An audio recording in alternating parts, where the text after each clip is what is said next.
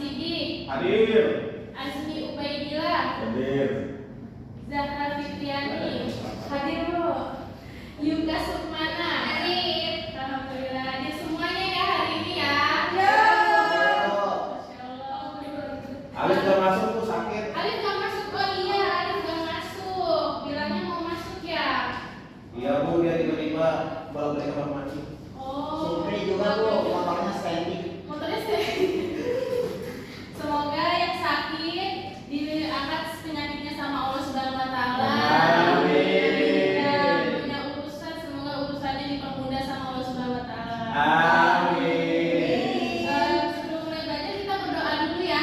Boleh dipimpin sama Azmi. Mari sama-sama sebelum kita mulai pembelajaran Al-Fatihah.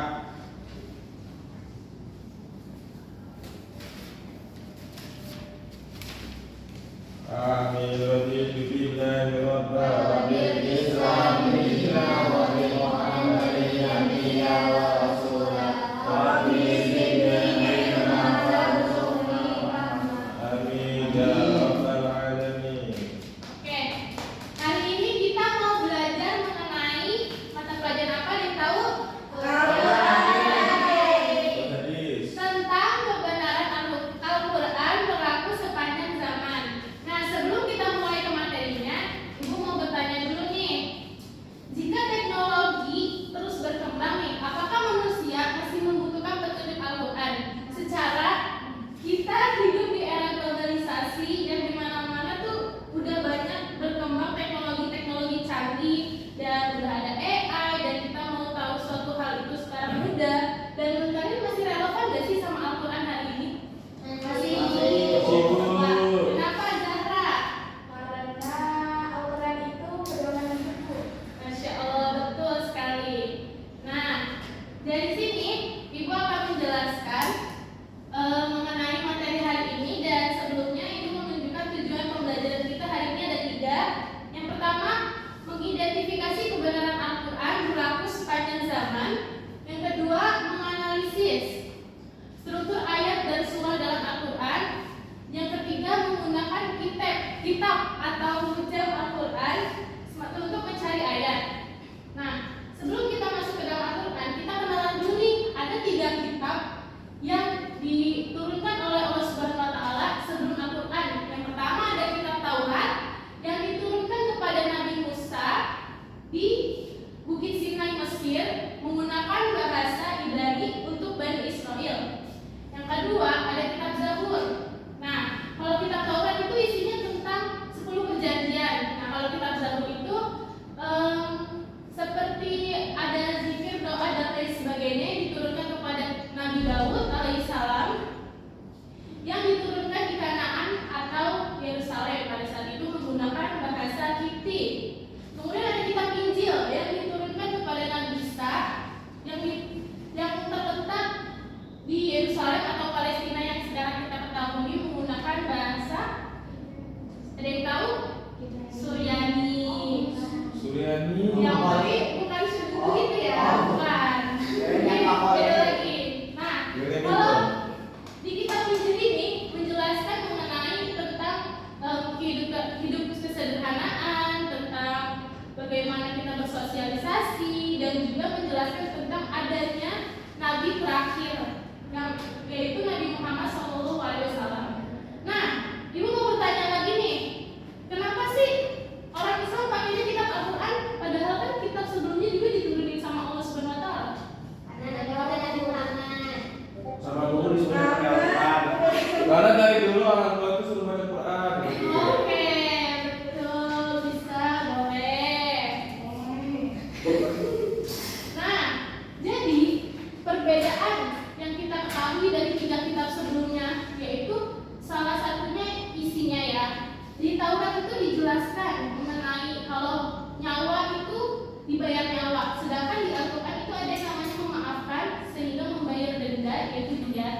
Terus di dalam kitab sebelumnya juga di Taurat, lemak hewan itu diharamkan untuk Bani Israel sebagai hukuman karena melanggar perintah Allah. Tapi dalam Al-Quran tidak diharamkan, diperbolehkan asal cara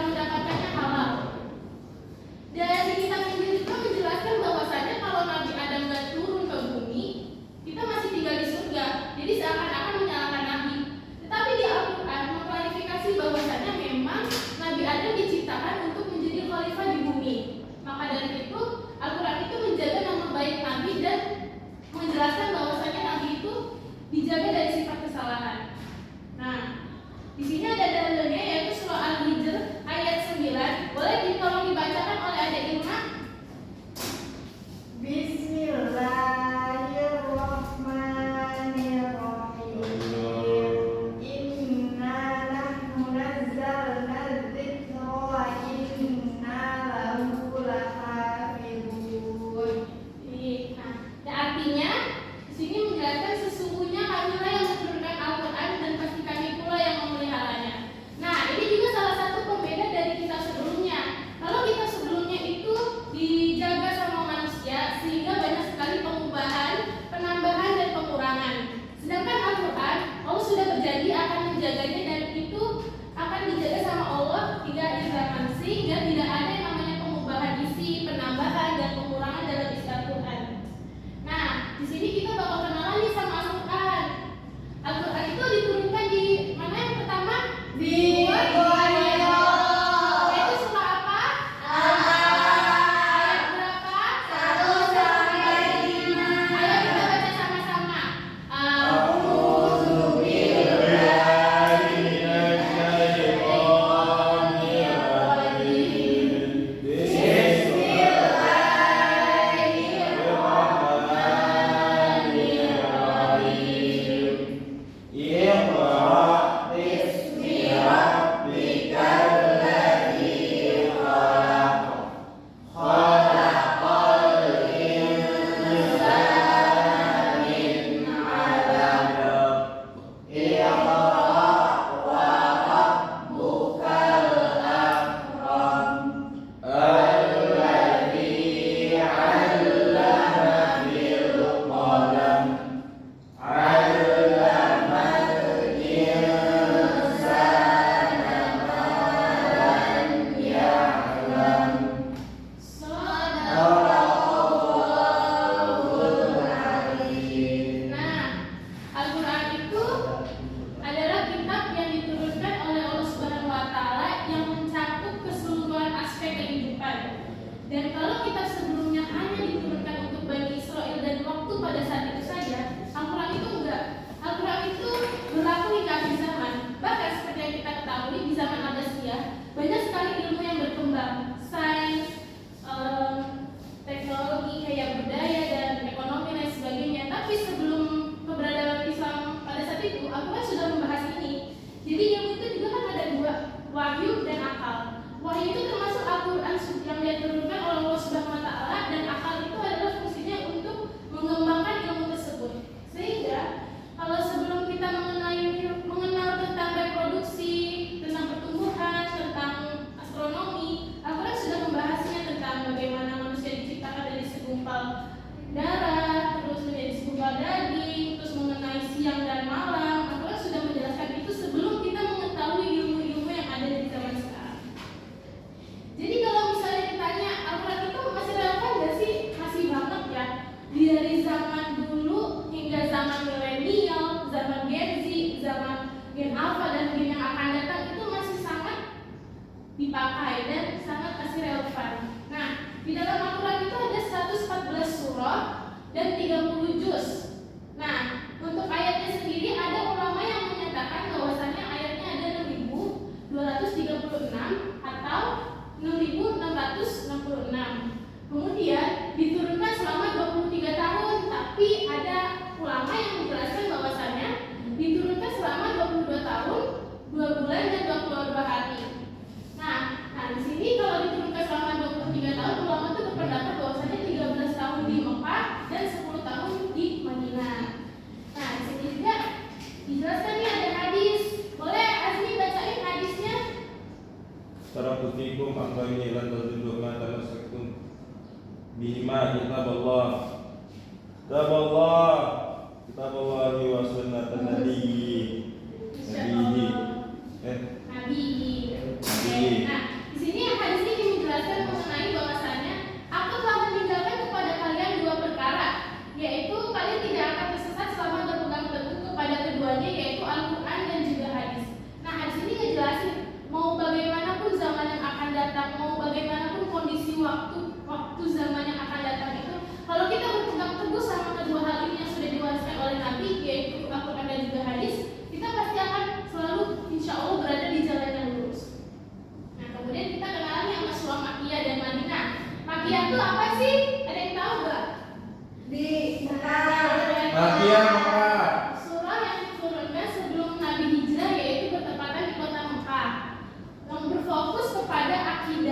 dan juga ketauhidan. Karena orang pada saat itu masih banyak yang namanya memiliki keyakinan animisme dan dinamisme tentang menyembah berhala, tentang percaya hal-hal tahayul. Maka dari situ Al-Quran atau surah yang diturunkan yaitu mengenai ketauhidan atau mengenal kepada Tuhan.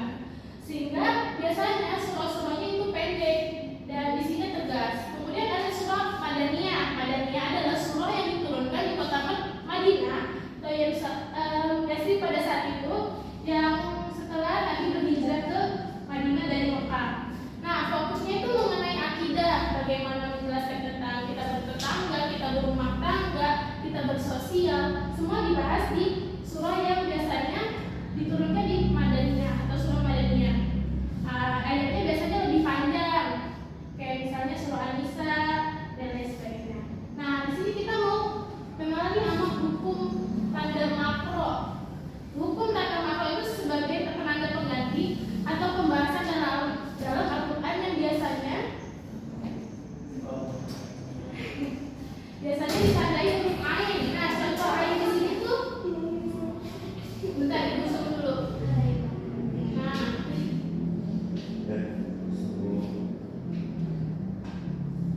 Gue juga nggak tahu. nah, di sini ada huruf ain ya, kalian lihat kan? Di sini ada huruf ain dan di situ ada huruf ain. Nah, ini sebagai penanda bahwasanya pembahasan dalam Al-Quran itu temanya beda. Nah, biasanya kalau kita sholat pun, kita lanjut. Jadi kita awal rakaat itu pakai ayat yang atas dan berhenti di ayat ini. Setelah rakaat kita ruku, rakaat setelahnya kita membaca ayat yang setelah ayat ini. Nah, ini sebagai penanda bahwasanya temanya itu berbeda dalam pembahasan Al-Quran. Nah, di sini ada basmalah nih. Bismillahirrahmanirrahim.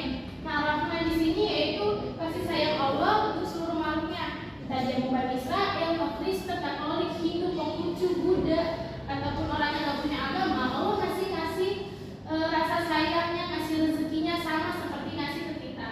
Tetapi ada rahim nih, kasih sayang Allah kepada orang yang beriman saja, yaitu misalnya untuk di hari akhir dan tentang bagaimana Allah. Jadi Allah itu masih sayang tuh bisa benar-benar ada buat semuanya, tapi ada hal yang khusus VIP nih buat kita orang Islam. Nah, di dalam Al-Quran juga Bismillah itu terdapat 114 surah. 114 Bismillah. 114 Bismillah dalam Al-Quran. Tetapi ada surah yang nggak pakai Bismillah, yaitu At-Taubah. Nggak tahu. Bukan. Bara'atun minallah. Surah Taubah namanya. Tetapi dalam surah An-Nahl, Bismillah itu ada dua kali. Yang pertama di awal surah dan di ayat 30 yang menjelaskan mengenai isi surat Nabi Sulaiman kepada Ratu Sabah. Nah, ini kita akan mengenal jam Al-Quran nih, yaitu kamus atau indeks Al-Quran untuk mempermudah kita mencari ayat yang pengen kita cari. Nah, di sini gue mau ngasih video tutorialnya ya. Ya, Bu. Siapa itu? Sebentar. Gue juga nggak mati tuh. Boleh, jangan lama-lama. Ini mau dari yang lain ada. Kok nggak bisa?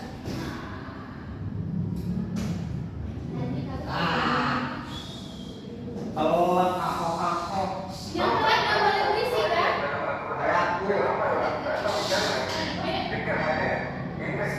masuk. Kalau masuk enggak, Bu?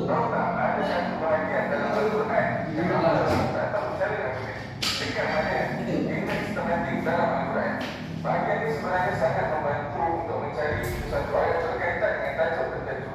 Sebagai contoh, ayat berkaitan keutamaan solat mengenai pahala solat. 4, 164 termasuk surah yang keempat dalam Al-Quran, yaitu surah An-Nisa, dan 1 termasuk ayat 162 dalam surah An-Nisa. Jom kita cek. Surah An-Nisa adalah surah yang keempat dan ayat 162 dalam surah An-Nisa menceritakan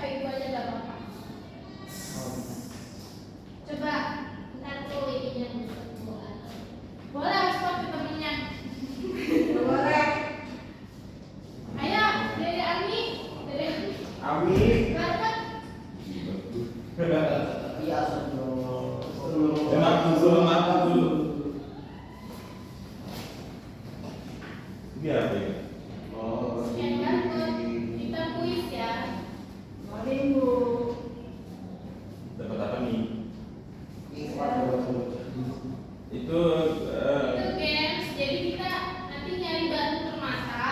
Nanti batu permata kita ada pertanyaan-pertanyaan yang kita harus jawab. Ibu orang aku yang mana, Bu? Hah?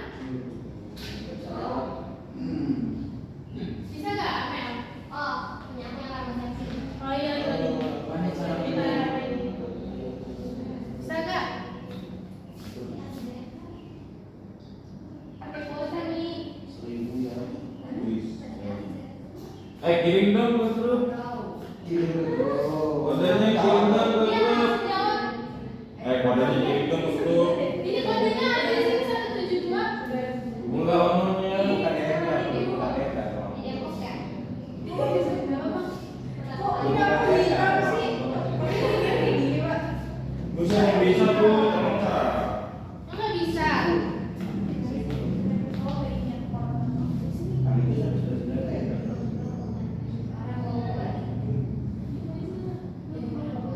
Iya. Iya. Ibu ada anjing apa? Ayo udah tuh. Ibu bentuk. Ayo cari permatanya, cari. Ada 15 pertanyaan. Nggak bisa orangnya. Ini sama kenapa? Ibu bentuk. Kebetulan lewat dari orang pulang, naik ke sini. Nah, Aku udah kayak Oh kan ya, udah pulang. Pulang.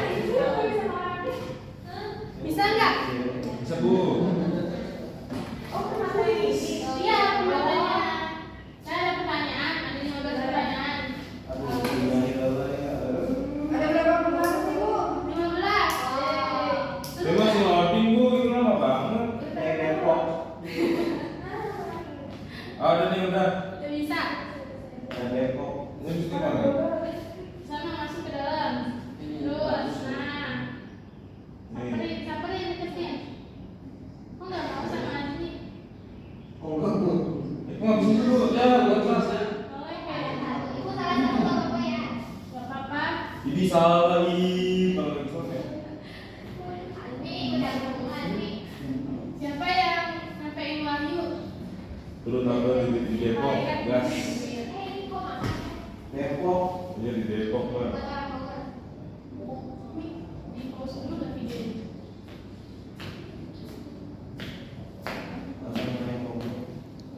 Di pause dulu kali ya? Gak usah. Oh, benar.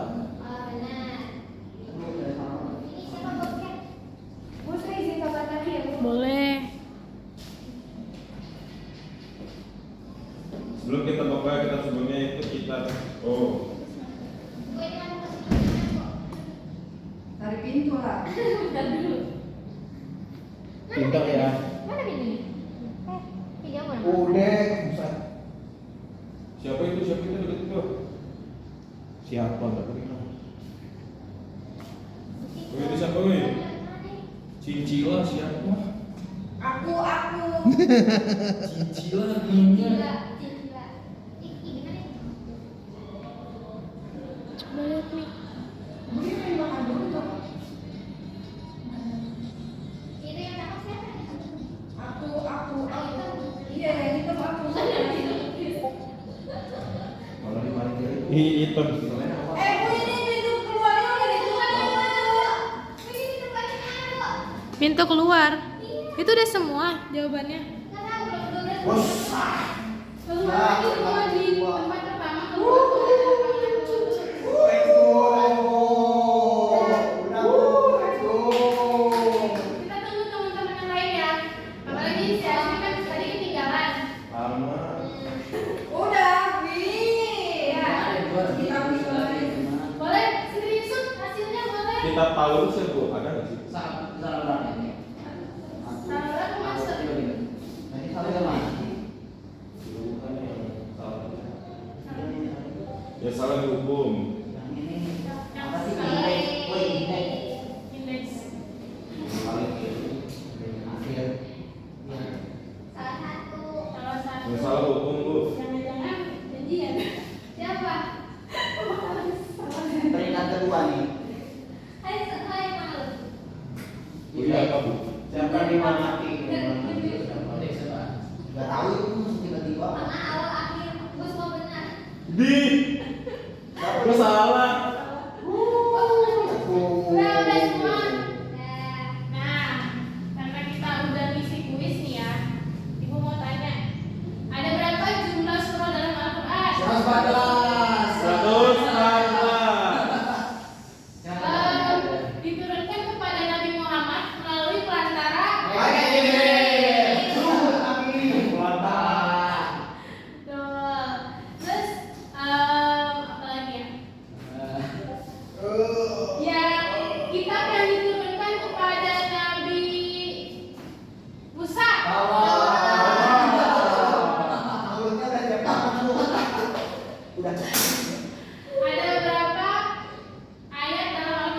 6.666 ayat.